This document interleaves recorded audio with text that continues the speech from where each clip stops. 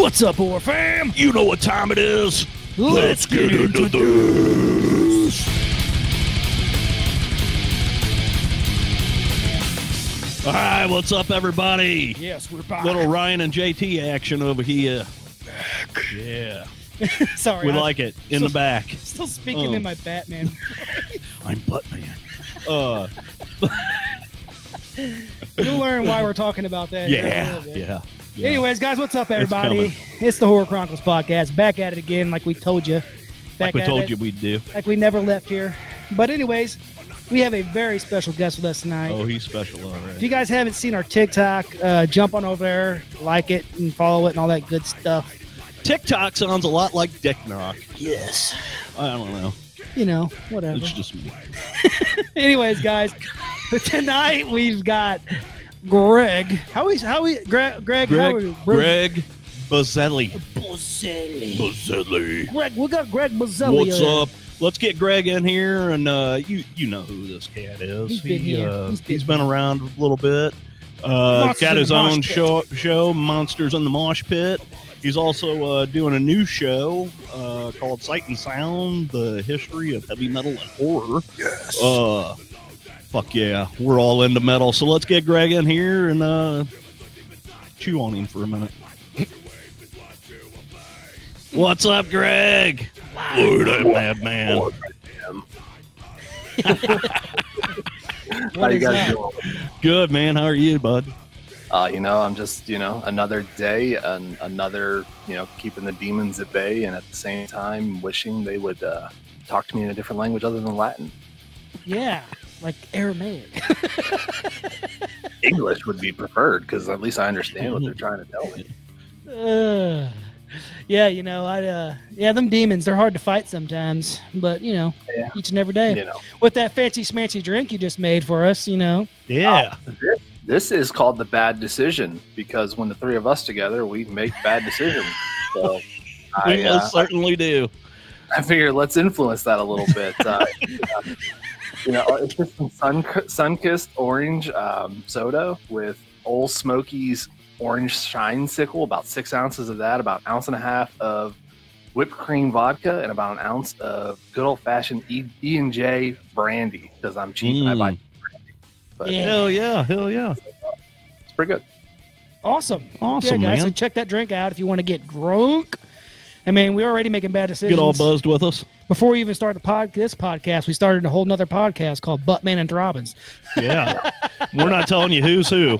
Yeah, the listeners can decide who's who. Yeah. Both of us will probably be hurting afterwards, but I'm not involved in this unless I'm that ampersand in the middle. Someone's got to film the podcast. So it's got to be you. Oh, I got to film it. I hope I'm not filming it like like the old dude that pulls the guy's. your title is cameraman / fluffer. Oh, I'm fluffy, all right. Oh, yeah. Yeah. See this type podcast? I knew we were going to happen tonight. We're going downhill Bad quick, folks. decisions. That's what we do in podcast. We're not even 5 minutes in, and we're already canceled. So I'm learning the whole TikTok thing, trying to build up this, viewership and stuff. But I put your new podcast in there because we want to kind of let you talk about that a little bit first, get it out there and everything like that. So why don't you go ahead and let everybody know what that is? Okay, well, the new podcast is with me and Raul from Headlong into Monsters. Him and I have been buddies for about 2 years now, and we both just have this for communicating our love of horror and heavy metal. And the cool thing about my other show, Monsters in the Mosh Pit, it's all about horror and heavy metal as well, and it's introducing people to, like, especially my buddy Dave, to like what a horror movie is and what heavy metal is. This is something different. Sights and Sounds is a true history of horror and heavy metal. So it's really us breaking down where it come from, and not only that, but the interrelationships between the two, because horror has influenced heavy metal and heavy metal continues to influence horror. And it's just a really cool process when you break it down. And, for our first episode, we were just kind of doing the introduction into who we are, kind of got a little vulnerable, I guess, in kind of who we are not something that a lot of people are used to. I got a comment from somebody, actually Jessica Schmidt from Horror Through Her Eyes and the Horror Cast. She messaged us and said, I wasn't expecting you guys to get so personal and so vulnerable in that first episode. And I'm like, she goes, you guys are such big jokers that I wasn't expecting that, but it was so refreshing to see my friends act that way, because, you know, there's going to be dick and fart jokes because that's who we are. But this is breaking down the histories, and it's a lot of fun, and I'm excited to go there and be on the lookout for sights and sounds. It's a lot of fun. Awesome. Hell yeah, man. Sounds awesome. Just so you know, when you see me writing something, I'm not being an asshole. We're trying to write down times and stuff that we're going to. He's writing me love letters. Make some clips out of some stuff and put it up. I figured you were drawing dick pics. Like, you know, when you open to page 10, your history book, and there's always a picture of a dick in somebody's mouth. Yeah. You ever seen Superbad? That was me. All the best things are shaped like dicks. Oh man, but no, that's awesome. Speaking of that, there's a new liquor bottle out that's shaped like a dick. Yeah, I seen that. And it was funny. There was a caption on it that said "Emergency room, get ready." Yeah. Going to an emergency room near you. Yeah. I fell on it. I slipped. I swear. Sir, there's 2 of these in there. That's twice. How did you fall on that 16 times? Well, you know, I kept trying to get up. Oh yeah, Kept trying to get it up. So completely. Turns out there was butter on the floor. I don't know. Butter. Some call it lube. I call it butter. Marlon Brando was standing. I mean, I don't know what happened. Yeah. You sure it wasn't Puff Daddy? Oh man, this is went weird. Allegedly. Quickly. Wait, we gotta say allegedly, don't we? Allegedly. Okay, I want to get. Allegedly, I fell on that 16 times. Oh God. This episode sorry ruined. That was not alleged. The other part was alleged. So what you been up to, man? Monsters in the Mosh Pit is we were kind of on sabbatical a little bit through the holidays. I was really sick. Dustin was really sick. Dave was really sick. And we all got pneumonia. A bunch of sick motherfuckers. We all got pneumonia, and it kind of really threw a wrench in everything. I have so many, episodes recorded that I'm calling the lost episodes because they just haven't come out. So I didn't even, get to edit. I'm behind on 2023 movies. Haven't done anything like that. But just working a lot and trying to get healthy. But yeah. Other than that, it's really been about it. And then obviously Raul and I are working to get this new show off the ground, and trying to decide how far we want to take the socials on that. Obviously, we haven't created like a Facebook page. We haven't done a TikTok kind of stuff. So it's like, the only way you could even find us on the sights and sounds is through Twitter right now, or if you know us personally. So it's just kind of trying to feel things out. And that's really where my time's been, other than, working on the house and shit like that. Well, good news is that you didn't miss much horror in 2023, so it's not like you're too far behind. Yeah, I mean, this year was definitely a little bizarre because there were some really, really good films, and then there was a lot of just middle of the barrel films. Right. And I don't want to say any of them. I'm not going to sit here and say that there was some shit movies last year, but middle of the barrel is good way to put that. Yeah, there's some shit movies last year. Okay, well, Ryan will say it. That's, you son of a. Never mind.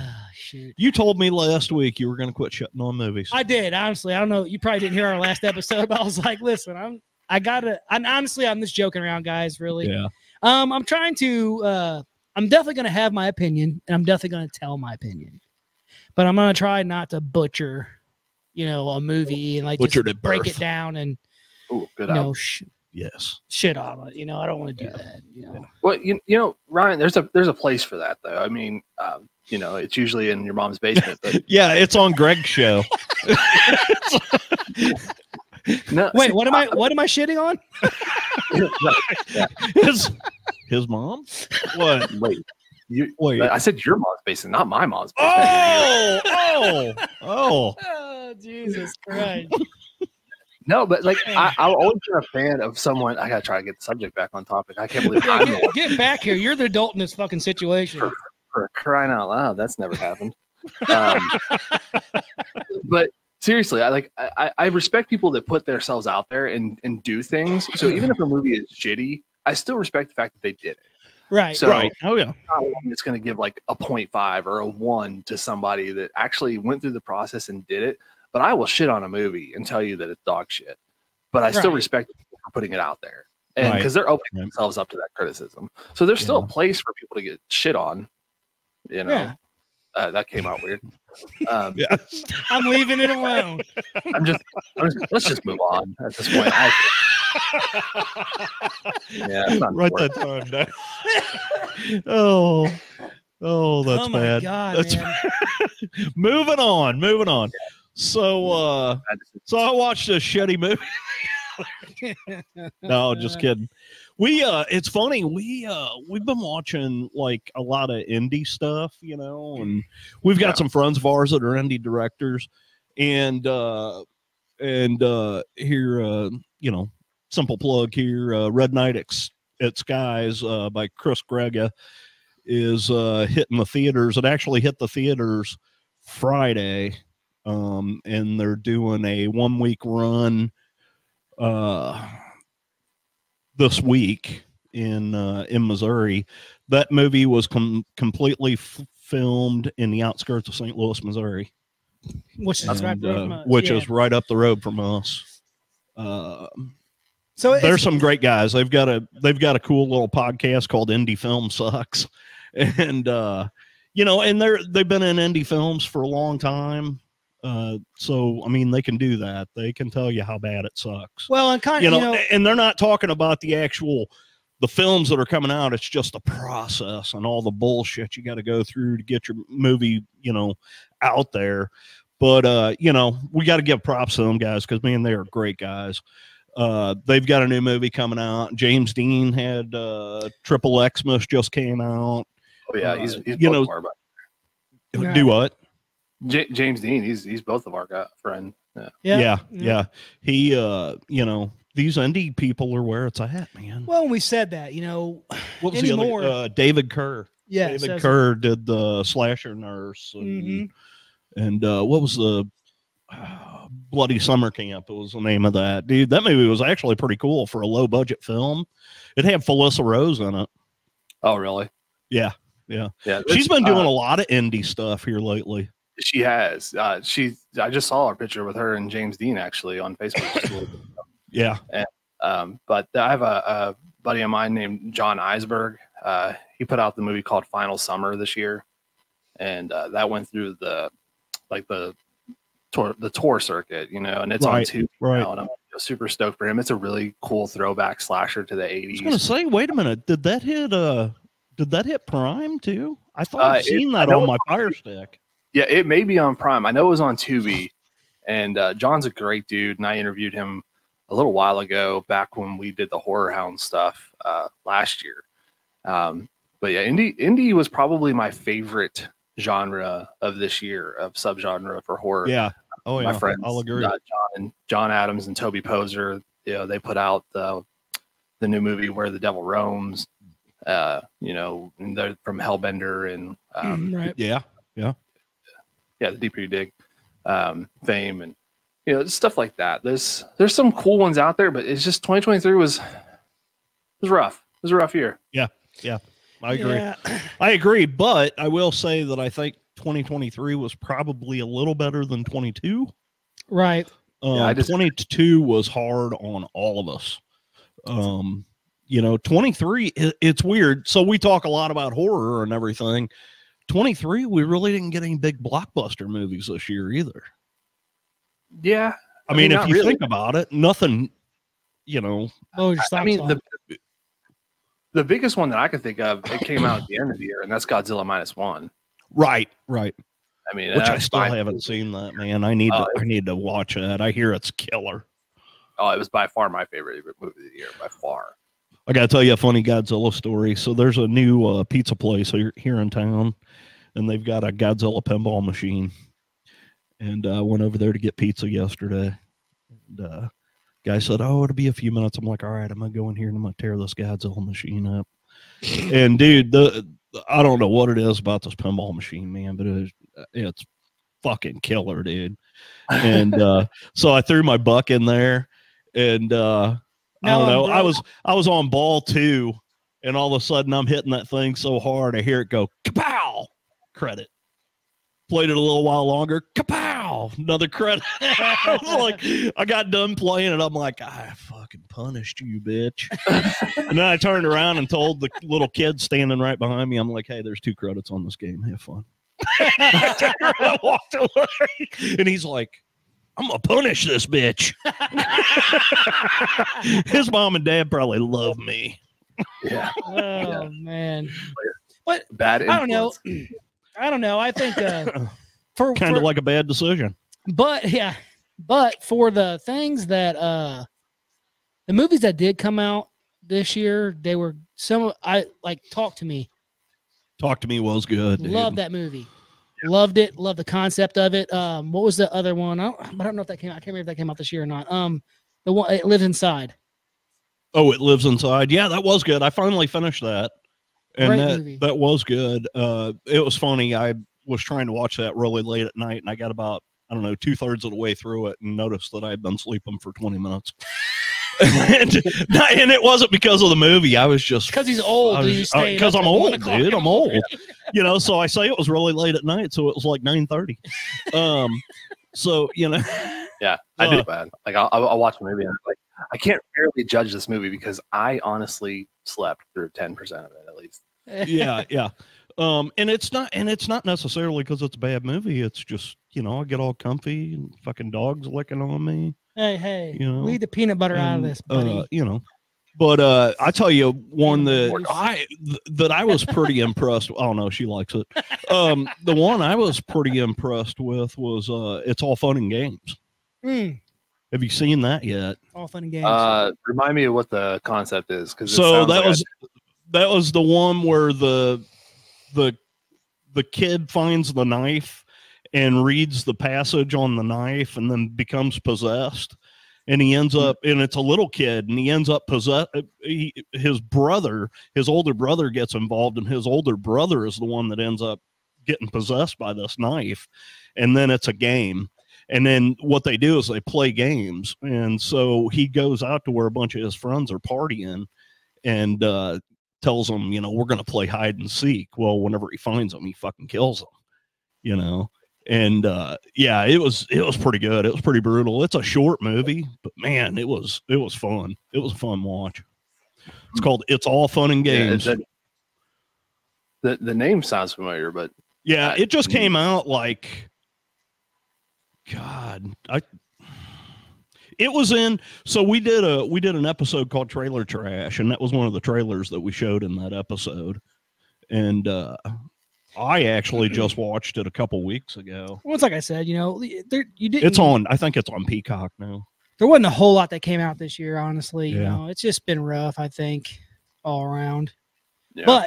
But we've had some cool concepts come out, some cool ideas. And then some shit I'm not happy about. And some shit you're not happy about.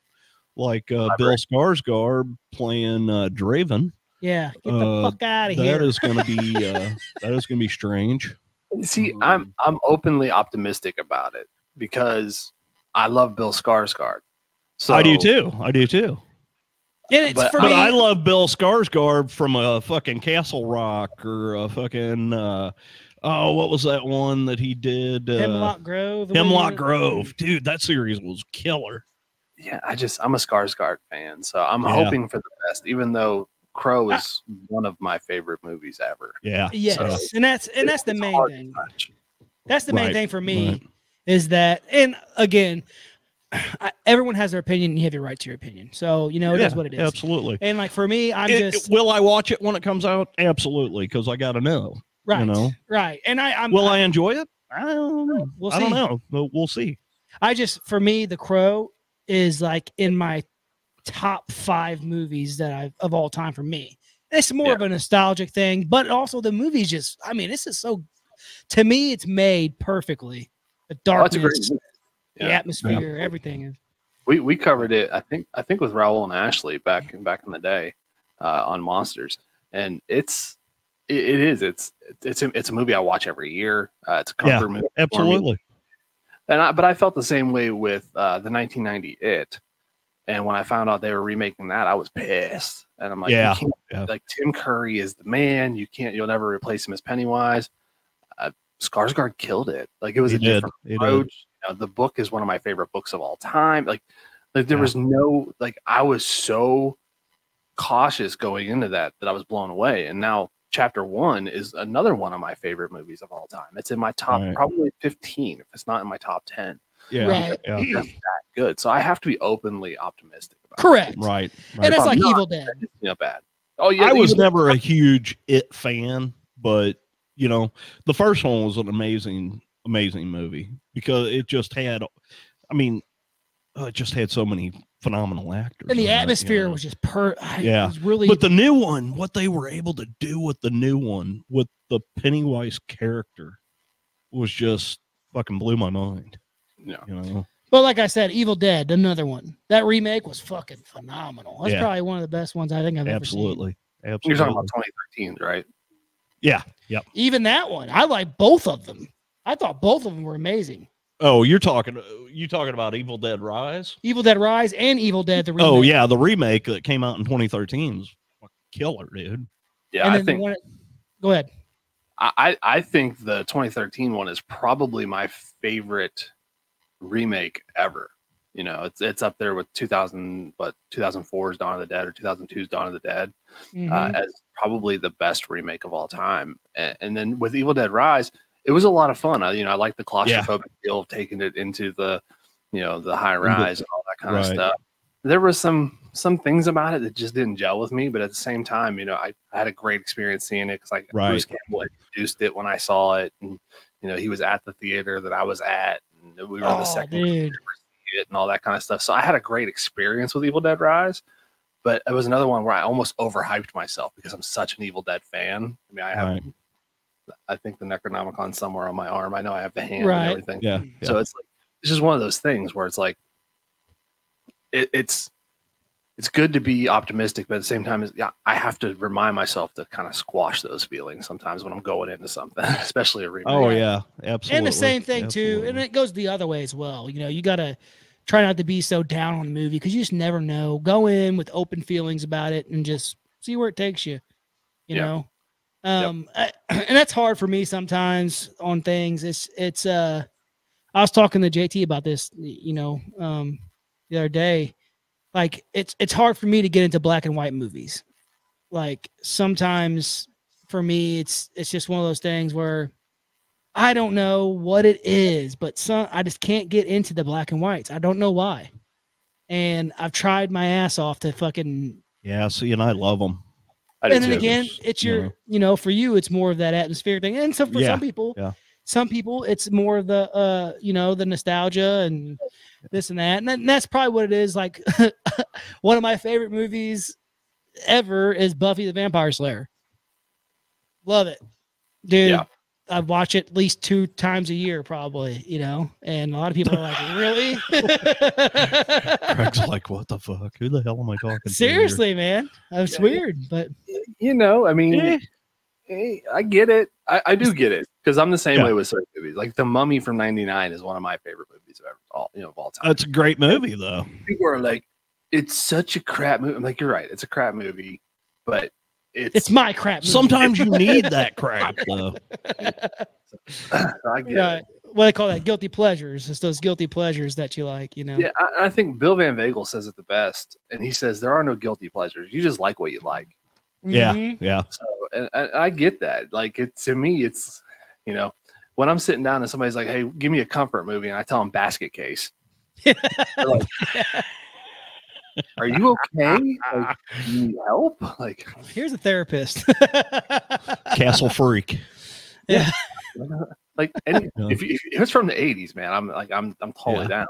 But I always go back to The Mummy from '99 because The Mummy is my favorite Universal monster, from the Universal series as well. So it just all kind of lent itself to being the perfect movie for me at an age where I was 16 when it came out. I was like, oh, this is fun. And dude, it's a kick-ass movie, man. I love that fucking movie. It's like, yeah, I'm down. So Right. Yeah. Now, the one that bad. came out just a few years ago with Tom Cruise, not a killer movie, No. but it was watchable What? because the mummy was fucking smoking hot. You can watch anything. That's why I always tell people you can watch anything. And there's a place to shit on movies because there are bad movies. And like the Mummy from 2017 or 2016, whatever that was, it was a bad movie, but it's still watchable. Right. I watched The Pyramid the other day from 2014. It's a bad movie. But it had to do with, mythological creatures from Egypt, Egypt's mythology. I'm like, fuck yeah, I'm down. Like, this is great. Absolutely. Just because it's telling that story of Anubis and all this stuff. And I'm like, you know what? I'm in it. It's not a good movie, but I'm in. I'm sold from start to finish to watch this movie. Yeah. So you can always get something out of something. It doesn't matter. Oh, dude. Into it. I'll sit down and watch a freaking podcast for 3 hours of these two people just talking about some But shit. if you make it black and white, he wouldn't want nothing to do with it. No, turn that shit off. Damn it. That's it. We're releasing a black and white version of this. There's some great black and white movies out there, though, Ryan. You really are missing out. I know, man. Honestly, for me, it's I'm so caught up in everything. Like, my life feels like it's fucking chaotic, and I'm trying to get everything together. And so, like, we've been kind of on a sabbatical ourselves. Last month we didn't put anything out. Yeah. So, that's rare for us. We usually put an episode out every week. But like, it's just life, man. I worked, I think, what I tell you, like 35 days straight, 37 days, some shit like that straight. Yeah. Doing that, and then freaking, my youngest, he's just started doing jujitsu and taekwondo and stuff. So that's freaking 3 or 4 days a week. And then my oldest basketball, but it's just nonstop. And so when I find my time, I'm trying to work on the social media thing, because it's just me and JT. That's it. We don't have nobody else. It's just me and him. We're the fucking everything for this show. So I'm trying to learn all that aspect. We're the King Koopla. Yeah. We're the reason why this is a shit show. Welcome to our shit show. But you're called to blame, is what that's called. Yes, it's our fault. We're not worthy. Yeah, we're not worthy. Let me tell you. So sometimes I just I gotta. It's hard for me to find a break. And then what do I do whenever I get a second and get the chance to watch a movie? It's like, man, I want to watch something good. So then you go back to old rivals. You know what I mean? You can watch the fucking movies that you enjoy. No, my wife laughs at me because we have the same 5-6 movies on rotation all the time, and she's the same way though. She'll watch Friends start from the time she gets home from work till the time she goes to sleep. Right. And that's her show. That's what she wants to watch all the time. And I'll watch all the Hellraisers. They're always on repeat at my house. Shaun of the Dead's always on repeat at my house. Right. Busters. So it's hard for me to, and then plus I'm trying to introduce Silas, who's 6 years old, to some of these films, and trying to not overstimulate him and over scare him, because he is sensitive. He's 6 years old, and he doesn't, he got about 15 minutes into Friday the 13th Part 4 and was like, yeah, this one's a little too much for me. And I'm like, yeah, I get it, but at least he knew that. Yeah, he did. But I was so into it when I was his age, because I was introduced at such a young age and told that this is fake and just props and stuff. Right. That it's just weird for me, because my brain was wired that way. I thought that shit was real. Wait a minute. It's not real. Fuck, dude, you just ruined my life. Kevin Bacon did not die in that movie. Only the movies you get from the back alley, dumpster, from the guy, that looks a little shifty. Those ones might be real. Oh, like Faces of Death? Yeah. I was kidding.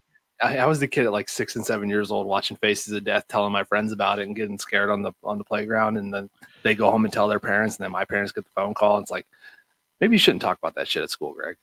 Shoot, dude, I'm on a freaking Facebook page, and I'm not going to name the name of it because it'll probably get kicked off. But, dude, it literally just shows people getting fucking blown up, caught in lathes, big-ass lathes in fucking workshops, fucking shit falling on top. It's just, I mean, it shows everything. And I'm just like, and I'm telling my buddy about it. One of my buddy, he's been my best friend one of my best friends for 30 years, but he's just happens to be my boss as well. But I was telling him about it. I'm like, hey, so I was watching this video. He's like, dude, you've got to stop watching that shit. When you can sit there and look at something and that's real and happened, Yeah, and you're just like, dude, that's kind of crazy. And it's like, that guy just got like obliterated by a lathe, like wrapped around until he just like turned into a damn. And like, you got to stop. That used to be there used to be a website called rotten.com. Yeah, that was that way. It's basically what this is, except it's on Facebook. That's even worse. Exactly. That makes it Facebooks of death. Exactly. It's banned in over 19 countries. Facebook of death. Yeah. No, Facebook of death. You think you seen it all. Oh my god. We used to order in movies back through snail mail, and we got this movie it was a series of movies from Germany, and it was called Traces of Death. Oh yeah, I remember those. Yeah. It was like Faces of Death on acid. It was like way worse. Yeah. And so that was my fucked up childhood. So yeah, I remember those. Yeah, I remember all of those. But it was kind of funny because there was an article came out several years ago, and they were talking about Faces of Death and stuff, and everybody was like, "Oh, come find out the entire movie's fake." Yeah. Yeah. I think the only thing that wasn't fake was the alligator. Like they cut in scenes of a real alligator feeding on like a chicken or something. Right. Yeah. Something like that. I remember reading an article about it, and I was like, damn, I thought that shit was real when I was younger. Yeah. Yeah. It's and that's what thing too nowadays, especially like I have to show. You just don't know, man. Well, my youngest, he's like a little daredevil, like to the core, man. Like I said, he's doing jujitsu and taekwondo, and he wants to do Muay Thai, kickboxing stuff. But like he's a little like parkour wannabe, constantly doing flips off of everything. I'm like, bub, please stop. You're scaring the shit out. That's what scares me. I'm not scared of anything. I am not scared of anything except for something happened to my damn kid. And 100%. he is just like fucking testing my patience on everything, man. That kid, I'm like, bub, you gotta stop. He'll be sitting there and like he'll just do a backflip off the back of the couch onto the. I'm like, bub, you gotta quit this shit, dude. Because I know he's gonna be that fucking kid when he gets older, who's out there fucking doing backflips off a fucking bridge somewhere, trying to impress some chick, and probably gonna be naked because he's got a bad thing about just like he's proud of himself, and I'm just like, dude. Well, that's what happens when you got a really big penis. Yeah, my bro, you gotta stop, homie. Put it away, dude. Put it away. So, anyway, that's what scares me, But yeah, I'm the same way. I actually had that conversation with Silas. I said, dude, he said something about being afraid of something. I said, buddy, he goes, you're not afraid. I said, I'm afraid of something happening to you and mommy. So that's really the only thing I care about. I said, I don't care if anything happens to me. I said, other than the fact that I wouldn't want you to be without me, 100%. Yeah. But I don't want anything to ever happen to you because I couldn't live with myself for that. I said, I can watch things happen on TV. I said, all this fake shit, buddy, it's just fake shit. So it's stage blood and people that get paid to put zombie makeup on people. It's fucking amazing, isn't it? Isn't it really cool to see? Somebody gets to wear a Halloween costume for 90 days a year and shoot a movie about it. He's like, yeah, that is cool. I said, but if something were to really happen to you, I said, I'd be devastated.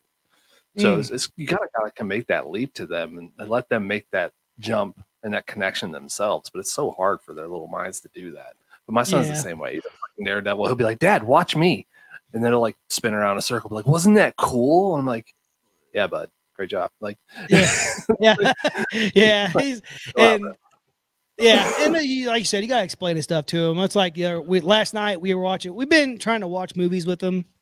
Like we watched Tall Tales and Page Master and shit like that. Just family movies that we can watch together. Well, my oldest was at his cousin's house last night, so my youngest was sleeping in our bed, and he's big into martial arts and all this kind of stuff. He loves it. So he's like, I want to, we watched Never Back Down. And, which I don't know if you guys know what that is. It's an MMA movie or whatever, but anyways, we're watching that. And then he's seeing, this guy beating up this kid or whatever and whatnot. And I'm like, hey, bub, do you know why I have you training? Like, the stuff you're doing. He's like, yeah, so I can defend myself and my family.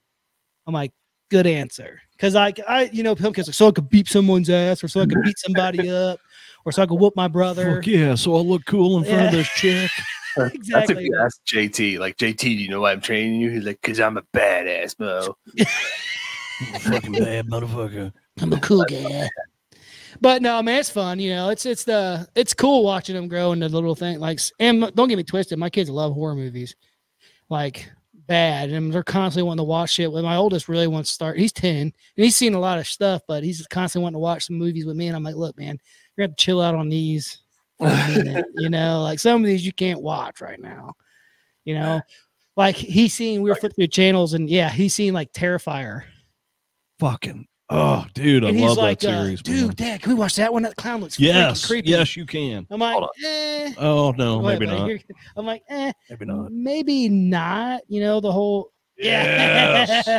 Yeah, I'm looking forward to that. Yes, and yes. Yeah, man. So like he's like, I want to see that. I'm like, we're gonna wait a little bit for that one. That's a little too much. Actually, if anybody wants one of these, I think I have 2 of those, and I think I have 2 of these too. Do we need one of those for the fucking studio? Oh, yes. Nice. Yes. Hell yeah. That is badass. See, man, what sucks. So I used to have the local theater down here. I had a bunch of friends that worked there. So they would always get me the big ass posters.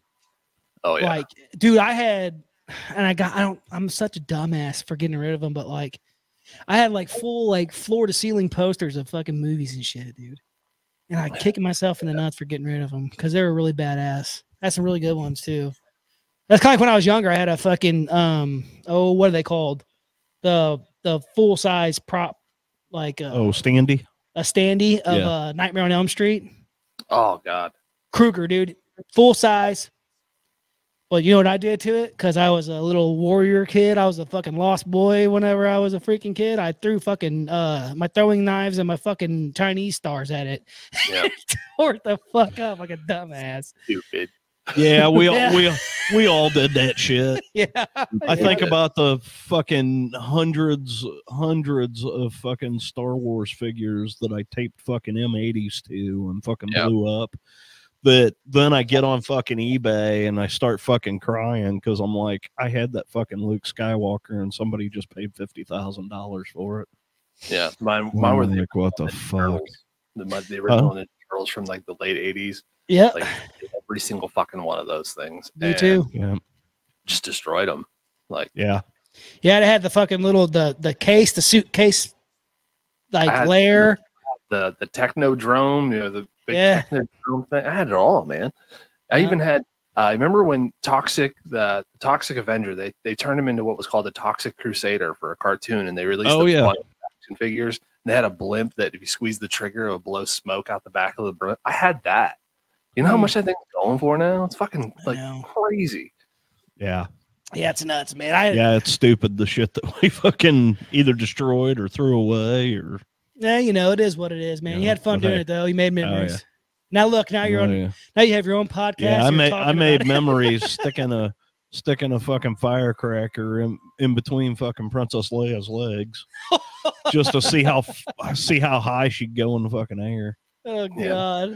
Shocker! JT was sticking something between a doll's legs. Yeah. Fuck yeah. Hey, that's what I do now. Never grown out of it. The dolls are a little bigger though, and a lot more expensive. The dolls got bigger in there now, filled with air. But yeah. Oh, what's that? What's that meme? It's got that guy kissing that chick, and her cheeks are all blowed out. It's like the first time you kiss a girl, and you forget you don't have to blow her up this time.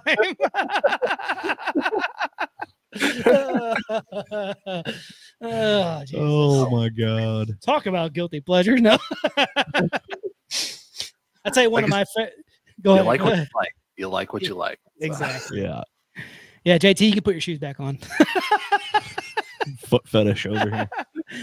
No, one of my guilty pleasures is I freaking love this movie. I wish I would have made another one. But I guess I couldn't really, but Legion. Love that movie. Yeah, I just watched that a couple nights ago, actually. God, I don't know, man. I love that dude's acting anyway. Yeah. Why am I drawing a blank on his name? anyways, I love him as an actor, but and Priest too. He was in Priest as well. Freaking Paul Bettany. Paul Bettany. Paul Bettany. Yeah, that's it. Paul Bettany. Love that dude, man. But he Legion, also played Vision. Yes, he did. Yeah. But I love that movie, man. Legion just, I don't know. I've always, soon that came out, I remember when that movie came out, I was like ecstatic. And then seeing it, I'm like, damn, this is fun. I really liked Priest. I thought Priest was a really cool concept. And just the whole idea behind it. I would love to see, my problem with movies is I love to see everything else that's going on that what's not on the screen. Right. So, and that's the thing about books, because I read a lot. And with books, you get to create those spaces in your brain. And it's kind of fun because you can have that story. And you can do that with movies too, but it's so hard when you're presented with an image on the screen. Right. You can kind of live by that. But some of these stories, I want to see. It's a Carpenter film, and then, he allows you to do that. Yeah, well, Carpenter's also the GOAT. Yes. So. Yes. We're not worthy. We're not worthy. That's what I watched. I watched the thing. Well, I listened to the thing while I was editing Sights and Sounds the other day because it was a snow day here and I couldn't work because I work construction and we couldn't get out to get to the customer's house and stuff. And it was like, well, what am I going to do? So I just started working on the podcast and I was like, fuck, it's 17 degrees outside. The snow's coming down. Let's watch the thing. Yeah, absolutely. Yeah. Yeah. Absolutely. I gotta say though, like the what was the movie when you're just talking about being able to see things from a different, like what else is going on? Yeah. What's that movie? Oh, God dang it. Skyline. Yeah. So that movie Skyline. Have you seen Battlefield LA? Yeah. So Skyline is connected to Battlefield LA. It's just another group of people's version. So in Skyline, you're seeing the civilian side of it. On Battlefield LA, you're seeing the military side of it. Oh, that's awesome. It's the same story. Yeah, same story. That's but really you would cool. You would. Most people don't know that. I had no idea there would even. If you watch them back to back, you'll catch it. That's cool. But see, like even a movie like Independence Day, you know what I mean? Is similar to that. You know what I mean? I would love to see what's happening somewhere else in that story. And like Star Wars is kind of starting to do that a little bit with all these little sub stories that they're doing with shows and stuff. But at the same time, I want them to get away from the main character storylines. Like show me something that was happening in the fucking Outer Rim, during the Old Republic or something. Just give me something different. If you're going to do a story about gangs in New York, show me what was happening in fucking, Chicago at that time, at the same time, just because it's something different, but have it somehow related in a weird way. Like I love offshoots like that. And people get like a little burnt out on like, well, why do they have to tie everything together? Some things would be cool to tie together. You know what I mean? Absolutely. The Deadites without Ash would still be the Deadites. That's kind of what Evil Dead Rise did. It's kind of like one of my favorite movies from here recently, the new Trick or Treat movie. How they had individual stories, but they were all tied together and happening simultaneously. That's one of the great things about all anthologies, really, when they can tie them together, like Mortuary Tales or Creep Show or anything like that. Oh, what was that? What was that? It wasn't Mortuary Tales. It was. Oh yeah, I know which one you're talking about. With that girl, who goes Mortuary Collection. Mortuary Collection. Sorry. Yeah, with Clancy Brown. Yes, Clancy playing Brown. the mortician. Oh, dude, that was a cool series. Yeah, especially when that dude's dick exploded. Comes back to it always does. It always comes back to the penis for me. Circle back around. The penis. What's your guilty pleasure, JT? Penis. You remember I don't know that I really have guilty pleasures. Yeah, I don't really feel guilty about much. I don't either. Except when I sit down and I eat a whole cheesecake and a half gallon of milk. I'll tell you what my fucking guilty pleasure is. I like to listen to jazz. I was over here fucking practicing some fucking Anthrax and some Maiden earlier, but I like to listen to jazz. You know what's funny? And Raul and I talked about this the other day. Actually, jazz has a huge influence on a lot of subgenres of heavy metal. Oh, right. Absolutely. Oh, yeah. Absolutely. You listen to a band like the Faceless. Yeah. And you just listen to a song like Digging the Graves and just listen to the progression of how many subgenres they go through in just that one song. Yeah. I mean, there's a flute solo in Digging the Graves. Okay. Oh, shit. And, like, it is there you go. Phenomenal. But it's just so crazy because jazz, you know, I always like to think of jazz as taking Scrabble tiles and just throwing them up in the air. And that's kind of what it is. I mean, so, you know, and it's like, but you can get a lot of sounds out of that, especially if you add distortion and drop the tuning a little bit.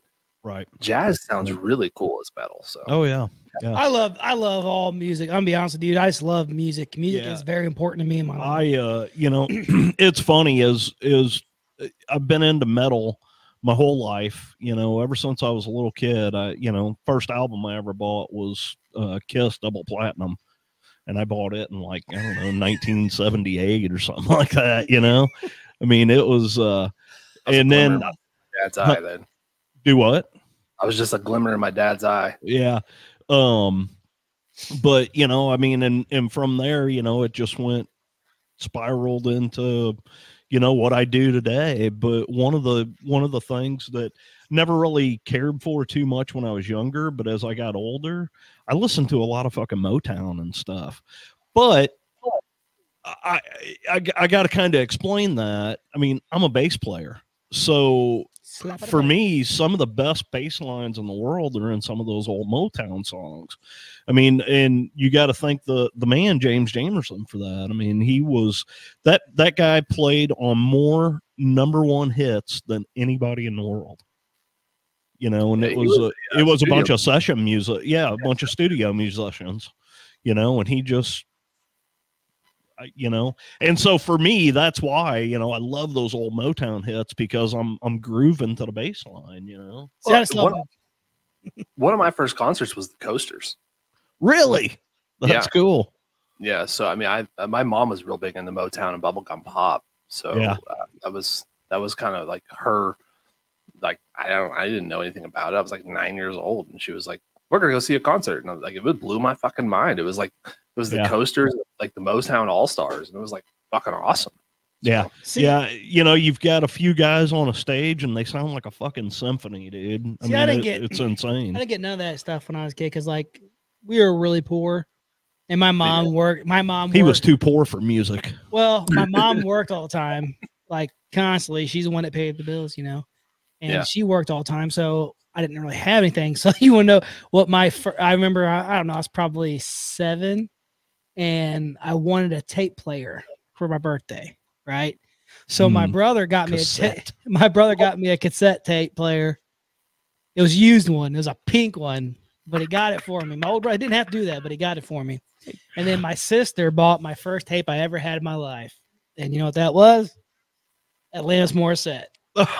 Jagged Little Pill. Yeah. Oh God. You know what, man? I played that motherfucker until it broke. Hey, I'm sorry, but that's pretty ironic. Don't you think? But I mean, that's 100%. Dude. I had to. 100%.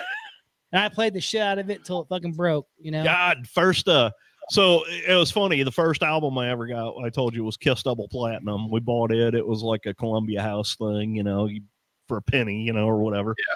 But the first, which it was funny, I didn't even pay that penny. My mom did.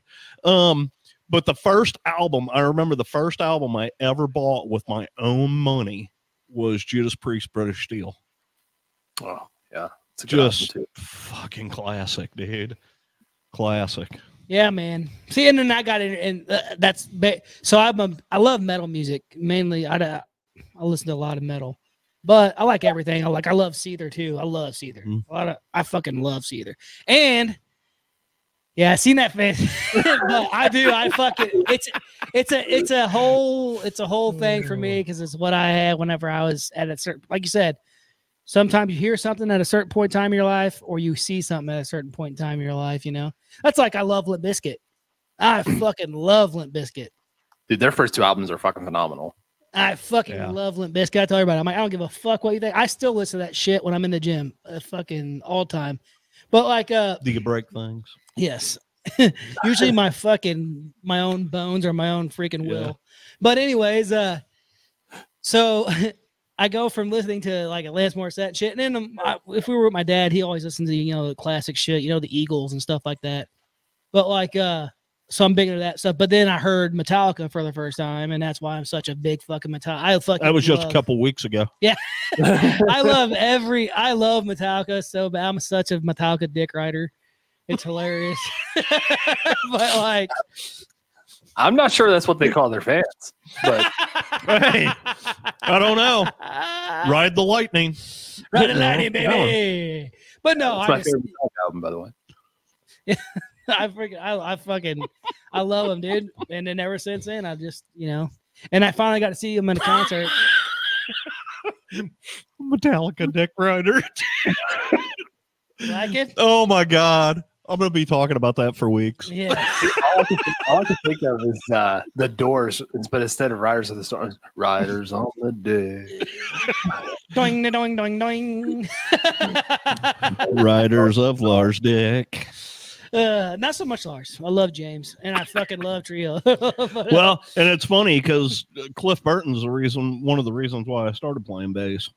Yeah. I just... I used to really dig Metallica, but they weren't really my favorite. Well, of course, everyone's got their own shit, man. I liked Megadeth more than I did Metallica. But Slayer was the shit though for me. Yeah, Slayer's always been my favorite. Usually goes Slayer, Metallica, Anthrax, or Slayer, Anthrax, Metallica for the big 4. Megadeth, I love their music. I just can't tolerate Dave Mustaine. We talk about that all the time. The dude's a fucking genius. Can write a fucking song, can play the guitar like a fucking god, but he's such a whiny ass. Yeah, I can't tolerate it. I've seen them like 4 times in concert, and every time, like it's been at festivals. You only get like 30, 35 minutes at a festival to be with a band. So like I want to see them play. Like I don't want you to come on stage and like it's great. You get all political and shit. Yeah. You have this platform. You can talk about whatever you want. I get that, but you know what? Save it for the interview. Save it for after the show because people are paying to see you play. No one wants a 20-minute rant about how you feel. No offense. Yeah. Man, I gotta tell you though. Like, so I absolutely love music with everything in my heart, but I never got to go to concerts. None of that shit. Because it is what it is. But my first big concert I ever went to was in 2016, and I seen Metallica at Busch Stadium in St. Louis with Volbeat, and Volbeat killed that shit. I love Volbeat. But anyways, Local H opened up was the opening act, which they did really good. But Volbeat killed it, fucking kicked ass. But dude, when Metallica came on, like it was cool because I was old enough to really appreciate what was going on. Yeah. And then like it was epic for me because I fucking love that band. Absolutely. And they played for like 2 hours. Yeah. And it was raining. They still just fucking they're like in their fucking late 60s and they're just killing that shit. I was like, God damn. Yeah, see, and man, I wish I could get that because don't get me wrong, going to concerts is epic and shit, but it's like, okay, I've seen so many people that it's like, oh, okay, yeah. Well, that's what I'm saying. Like for me, for me, it was but a big to have that feeling of, yeah, fuck yeah, I mean, I get like that, of course, but yeah, I get that at every show I go to. It doesn't matter if it's a 500-person venue like we have here in Huntington. When I go, I went and saw Upon a Burning Body and Born of Osiris and. Actually, this band Born of Osiris, dude. What Drives the Week? The band I'm wearing right now. Nice. They were. It was just so much fun to get into that. I talk about this on the first episode of Sight and Sounds. I have bad social anxiety, but when I'm in a pit or I'm involved in a show, it all evaporates for me, and it's just so calming and soothing to be in a weird, mosh pit with all these other metalheads doing the same thing. And it's just like, it's so weird to say that out loud, but it's true. So I get where Ryan's coming from. I had a similar experience with Metallica. The first time I saw them, and the only time I've ever saw them, was at Rock on the Range, and Volbeat was playing, and they called the show for Storm.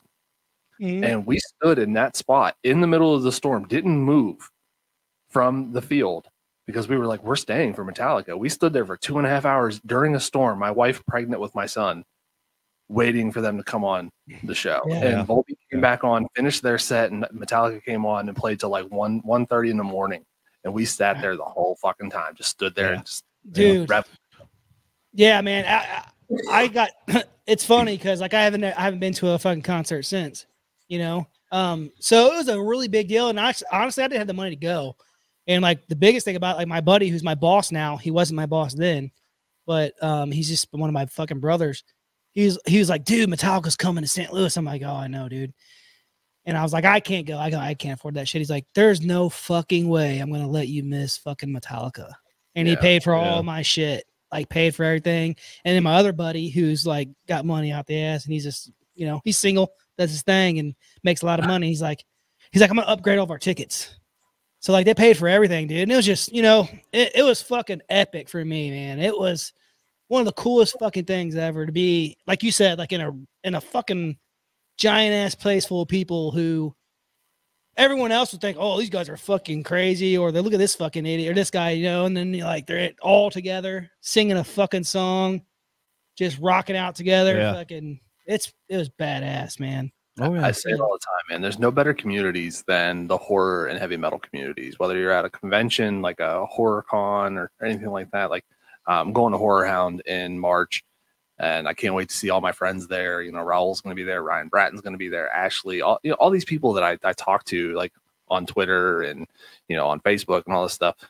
To go there and spend time with these people and just experience these experiences, it's nothing like you're going to get at a country show or a pop show or anything like that. But you go to a heavy metal show, or I've made friends at a heavy metal pit that I'll never talk to him again. But I tell you what, we had the best 3 hours of our fucking life together. Fuck yeah. And the same thing goes at horror conventions. It's just the culture and the community is just so different. And that's why I fucking love what we do. Being able to come on and press a button and, hang out and talk with you guys and see your faces and see your reactions.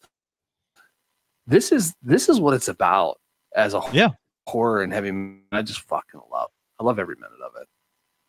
Oh, dude, 100%, man. And when you get to be in person and you actually get to feel that energy coming off somebody, you get the rub on somebody. It's a different story. You know what I mean? Whenever you're there and you can feel like the fucking energy in the air, dude.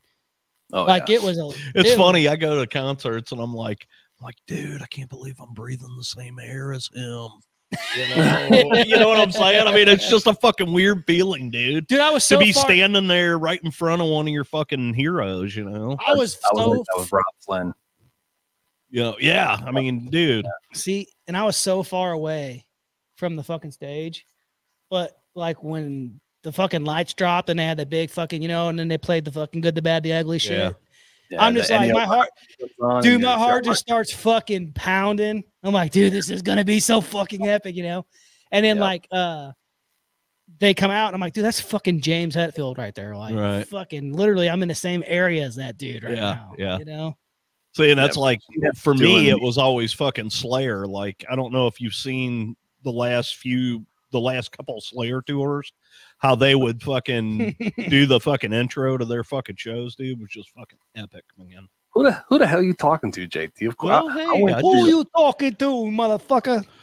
It's funny. I've seen Slayer so many fucking times, dude. I can't even tell you how many times I've seen Slayer. I saw Slayer twice on their last tour. So I saw them in St. Louis, and then I drove all the way to Kansas City to see them again. I remember, dude, this will fucking blow your mind. I remember seeing Slayer in a fucking skating rink. Oh, that'd be awesome. With fucking 40 people. Yeah. See, and that's like that one. Dude, it was fucking. That's like I was like, holy shit, dude! Fucking Rain and Blood had just come out. 86. Yeah, dude, it was insane, dude. And see, I saw him in 87. I was just being produced at that time. Or maybe it was the end of 86, but yeah, dude, it was fucking crazy, man.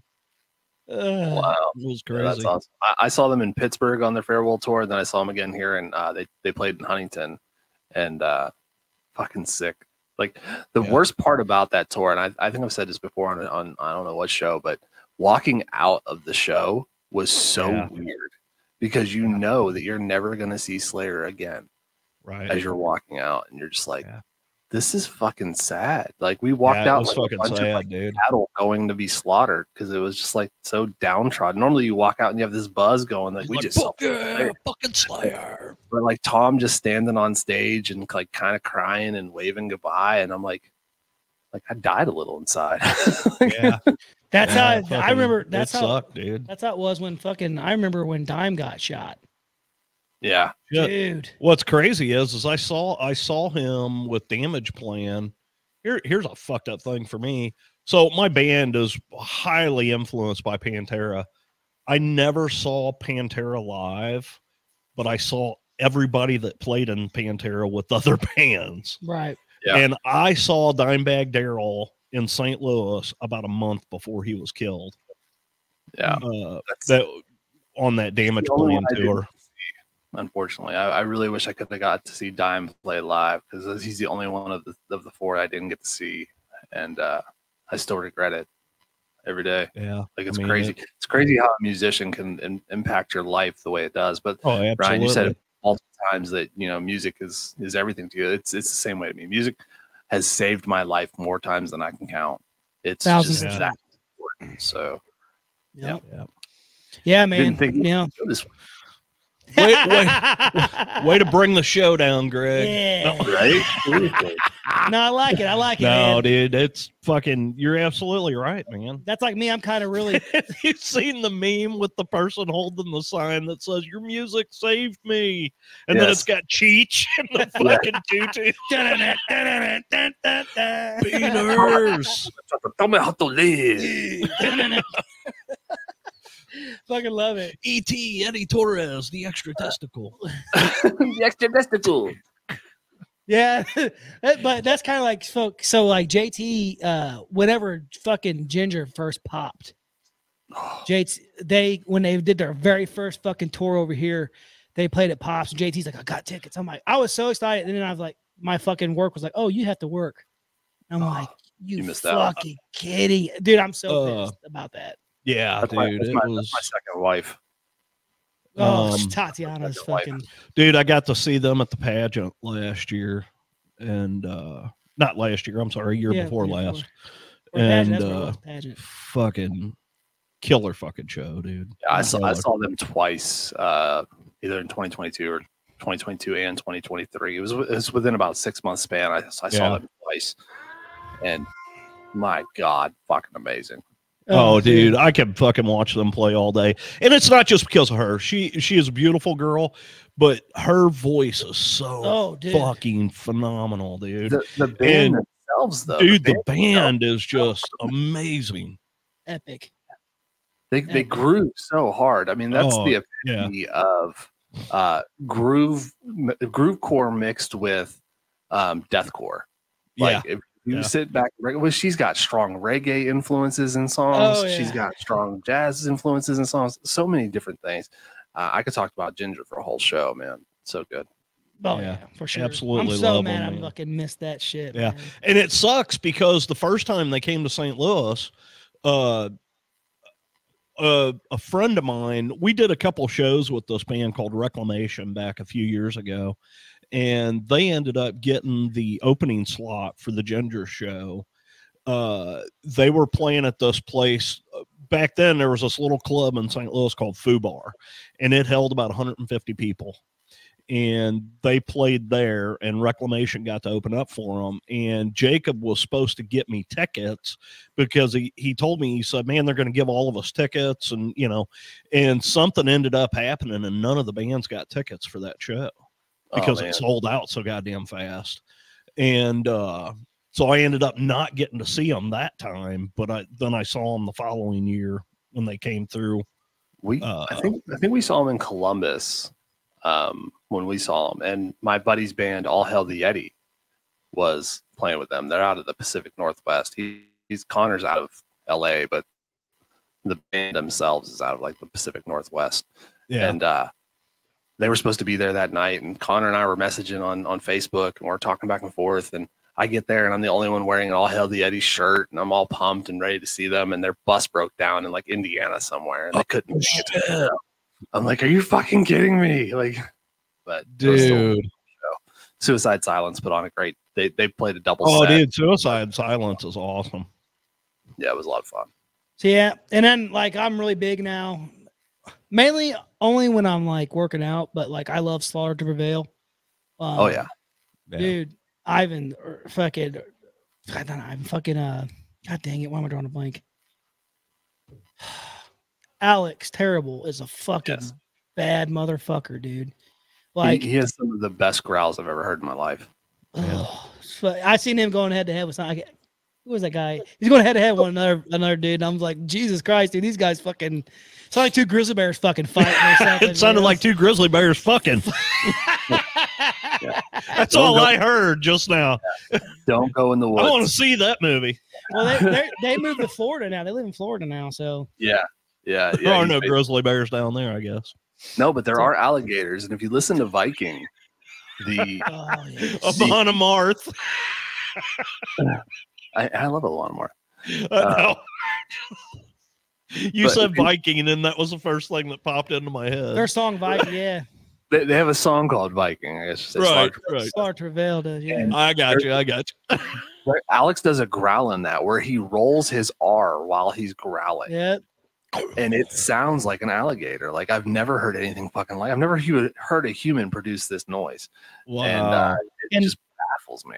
He does this fucking thing where they cut everything, all the music, everything, the bands, everything just gets pitch quiet, and he fucking screams it out to the crowd. Yeah. And it fucking just covers the entire fucking area. Like his voice. It's fucking nuts, dude. That's Vikings, like one of my fucking. That's my fucking heavy lifting days song. That's my fucking. Yeah. See, I go to sleep to that shit. So yeah. Nice. Like, I don't need music to get me pumped up to lift. I just it's just part of my everyday. Like I'll be listening at work, and I'll be like doing some trim work or something. I'm like, what are you listening to? Like I'm like, oh, just Cannibal Corpse or Nothwhack or just something extremely heavy and weird. Right. They're like, how are you listening to that and working? I'm like, how are you listening to what you're listening to and working? You fucking weirdo. Yeah, trust me. Whenever you're sitting there lifting and you're getting ready to fucking lift something that's gonna blow your butthole out, and you're like, the radio in the gym's playing Rhythm is a Dancer, and you're like, I cannot fucking lift to this. So you gotta put your fucking headphones in. Is it weird? You blow your butthole out to Rhythm is a Dancer now? Like, I get some fucked up looks at work too, because I always use my iTunes account to listen to music at work. Shit. And I listen to all kinds of shit. I don't like country, but I listen to all kinds of shit. So it's like you'll be listening and you'll be like fucking Slayer, fucking Lamb of God, and fucking all this shit, and then all of a sudden Ella Fitzgerald will pop on, or fucking Elvis or something, and the guys are like, what the fuck are you listening to? Mine are gonna like Dean Martin or something. They're like, is that fucking Dino? I'm like, yeah, of course it's Dino. Like I'm from Youngstown. Of course it's Dino. Oh yeah. Is that Bing Crosby? What the fuck? I got some of that on there too. Me too. I laugh all the time. My phone it's schizophrenic, man. It goes all over the place, from Journey to fucking DOA's Blood Rock to fucking everything. You name it. I love like late 90s, or between like early 90s, I guess. Early 90s to late 90s hip hop. I fucking love. Yeah. So Method Man, Redman, Eminem. That's so yeah. Gotcha. Good. Like, it's just so like random, but it's so good. That's so funny you say that, dude. There's I work for a delivery company, right? And my wife works for us as well. And we're big fucking Red Meth. I love Wu-Tang Clan and fucking I love Red Meth, all that shit. But so she's delivering out to this fucking house in the middle of fucking we're in the country, right? Yeah. And she's delivering to this fucking house, cows everywhere and shit. You know, fucking, it's a farm. Dude's dogs come out. Fucking shit. It's two.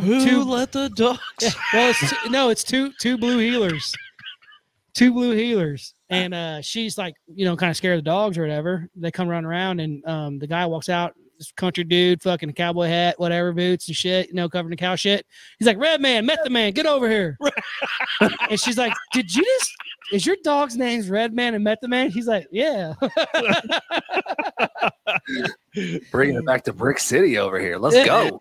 It's like, God dang. Well, God dang. Oh, my God. Oh, what a great show. This has been a great episode, dude. That's horrible. I loved it. This has fucking been an awesome episode. Yeah. I hate to end it, but I know it's getting late. Yeah, remember, he's an hour ahead of us. I know. So, yeah, I could talk to you guys anytime. Anytime you want me to come back and talk about anything. Oh, absolutely, dude. You are welcome anytime. We'll say our goodbyes after we hang up here, but you know, we still gotta work on that fucking butt man and fucking throbbing episodes. Yeah. That's up to you too. I'm butt man. I guess that makes you throbbing. I'm throbbing. No, wait. If you're gonna do that, you got to do it like I'm throbbing. One of the best lines in cinematic history is from was it Bucky Larson, Born to Be a Star, when the guy's porno name was Dick Shadows. Yeah. So that would have to be like my go-to line as Buttman. I'd be like, nothing grows in my dick shadow. I am Buttman. Oh God, that's like fucking Magic Johnson ruined the perfect porn name on a basketball career. What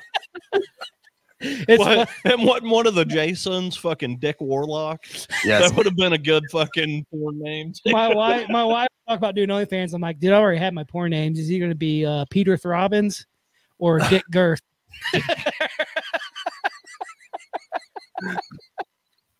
Jesus Christ. Well, you're definitely throbbing then. Yes. Yeah, you're definitely throbbing. All right, Greg, we better get out of here, buddy.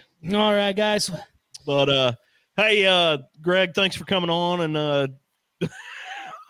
I don't even know how to describe this, you know, but hey, we had a good time. We had a good conversation. It's always good to hang out with you, man. That's right, guys. Go check out everything they do. Monsters in the Mosh Pit. Their new podcast. 1 episode's out already. That's Sights and Sounds, right? History of horror movies and heavy metal, right? Sights and Sounds, a history of horror and heavy metal. Yes. Go check it out, guys. Everyone check them out. Show some love. And, you know, more importantly, guys, as always, until next time, keep it creepy.